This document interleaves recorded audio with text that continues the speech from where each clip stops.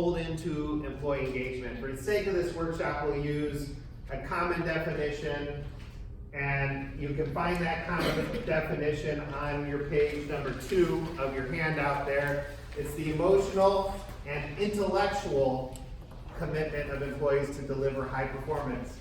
So it's not only the people that have a lot of skill and knowledge how to do their job, that's the intellectual, but it's the emotional buy-in to do it to the best of their ability. Because what happens if we have a lot of highly skilled, knowledgeable people with bad attitudes? Yeah, it's useless. It doesn't go very far, right? So we have to make sure that everybody's bought in. So every 2 years, Dale Carnegie does a study, survey, and it's either a national or global study. And so we're going to take a look at some of those statistics. This one's from 2012. It's on employee engagement. It's not in your handouts. Basically, what they found out in 2012 that about 26 out of every 100 people that work for you, so 26%, are what we would call actively disengaged. They're the people that are surfing social media, looking for their next job already, talking about you at the water cooler after the meeting. About 45% are what we would call clock punchers. They're partially engaged, they show up on time, they do their work, they leave on time, but they're not giving you a lot of discretionary effort. And about 29%, or 29 out of every 100, are fully engaged. They do whatever it takes to make sure your team is successful, the projects get done, and everything works out well for your organization, right? So the object of this workshop is not to get everybody here, it's to retain our fully engaged, move the partially engaged up to fully engaged, and get those disengaged people at least to partially engaged. If we can do that, then we'll be successful, right? So 2 years later, 2014, we did another study. It was strictly on millennials, the younger generation in the workplace, and they found that only 14% were disengaged. Why do you think it's so much lower for the younger generation? Because they just started. That could be. When you just start, you're usually a little more excited. Because they're leaving the jobs that they don't want to be in. That's it. It goes back to what we talked about before. If they don't like it, they don't stay, they leave. Right? 30, 40 years ago, people would stay at the same job for 30, 40 years and retire from the company whether they liked it or not. Today, people will leave the company if they don't like the environment, if they don't like the manager, if they don't like the direction of the company. Right?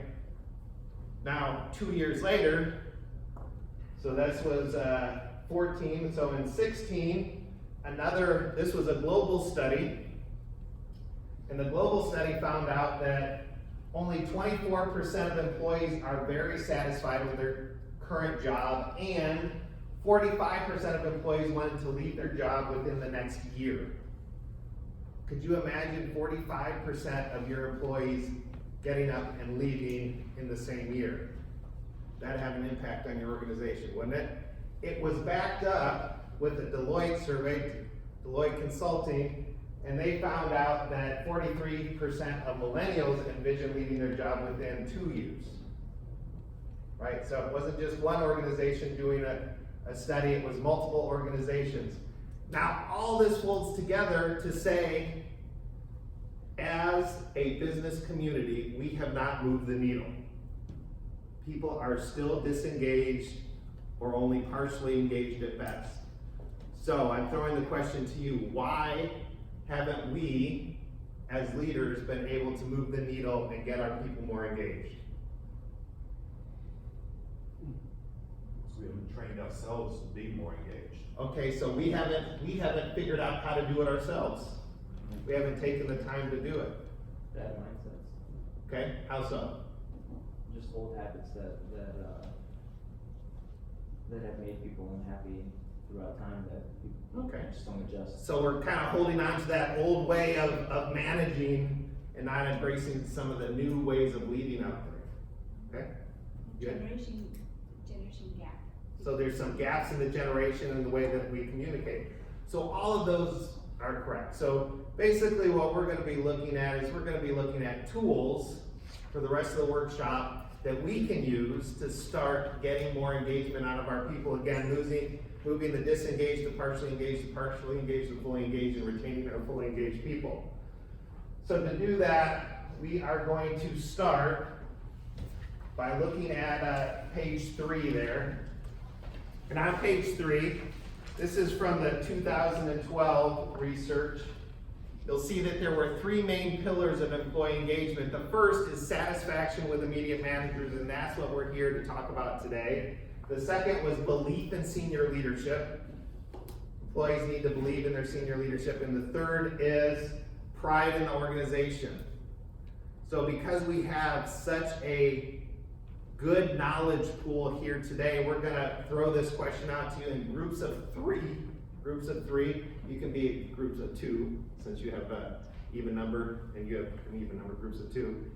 Discuss what are 3, let's come up with one. One way that we can increase satisfaction with immediate manager, one way we can increase belief in senior leadership, and one way we can increase pride in our organizations at the places that you work. What are one thing you can do in each of those areas to increase the levels of those 3 areas?